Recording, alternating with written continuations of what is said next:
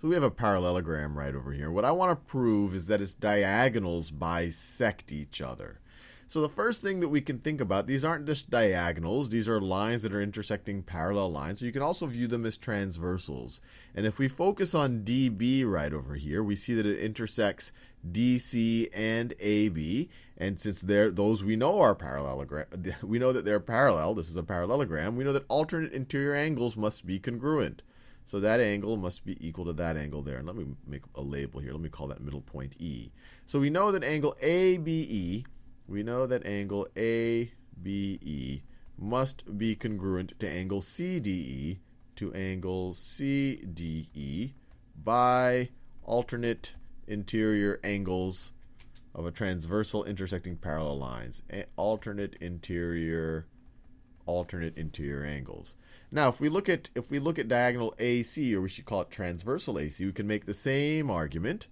It intersects here and here. These two lines are parallel, so alternate interior angles must be congruent. So angle DEC must be, so let me write this down, angle DEC must be congruent to angle BAE.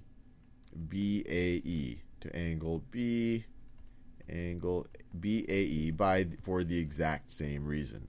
Now we have something interesting. If we look at this top triangle over here and this bottom triangle, we have one set of corresponding angles that are congruent. We have a side in between that's going to be congruent. Actually, let me write that down explicitly. We know, and we've proved this to ourselves in the previous video, that parallelograms not only are opposite sides parallel, they are also congruent. So we know from the previous video that that side is equal to that side. So let me go back to what I was saying.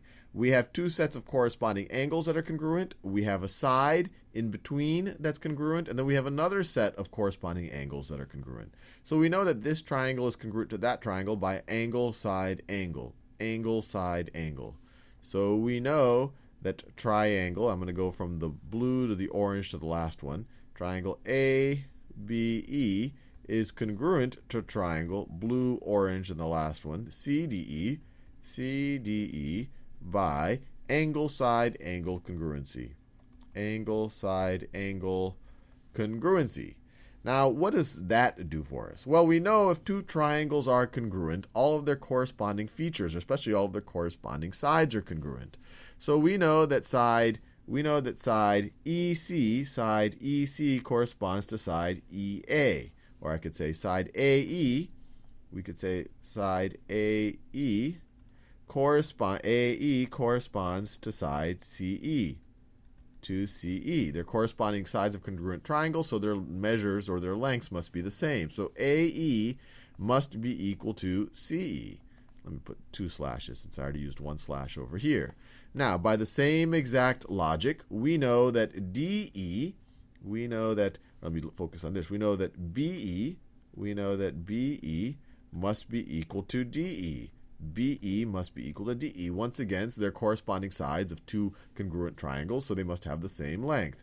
So this is corresponding sides of congruent triangles. So BE is equal to DE. And we've done our proof. We've shown that, look, diagonal DB is splitting AC into two segments of equal length, and vice versa. AC is splitting DB into two segments of equal length. So they are bisecting each other. Now let's go the other way around. Let's prove to ourselves that if we have two diagonals of a quadrilateral that are bisecting each other, that we are dealing with a parallelogram. So let me see. So we're going to assume that the two diagonals are bisecting each other. So we're assuming that that is equal to that, and that right over there is equal to that. Given that, we want to prove that this is a parallelogram. And to do that, we just have to remind ourselves, that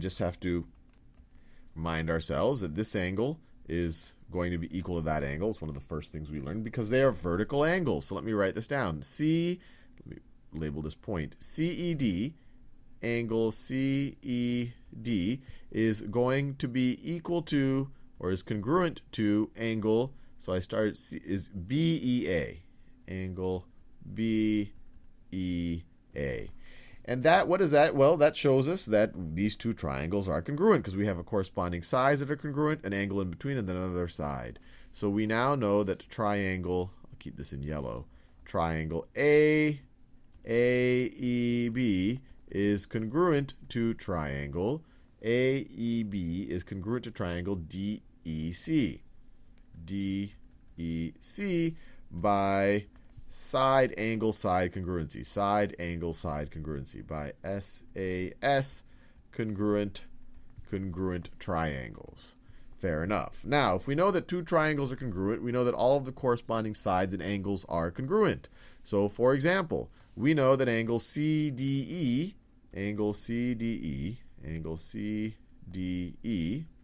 is going to be congruent to angle, you can see CDE is going to be congruent to BAE. BAE is going to be congruent to angle BAE. And this is just corresponding angles. Corresponding angles of congruent triangles. And now we have this transversal, or this kind of transversal of these two lines that could be parallel if the alternate interior angles are congruent, and we see that they are. These two are kind of candidate alternate interior angles, and they are congruent. So AB must be parallel to CD.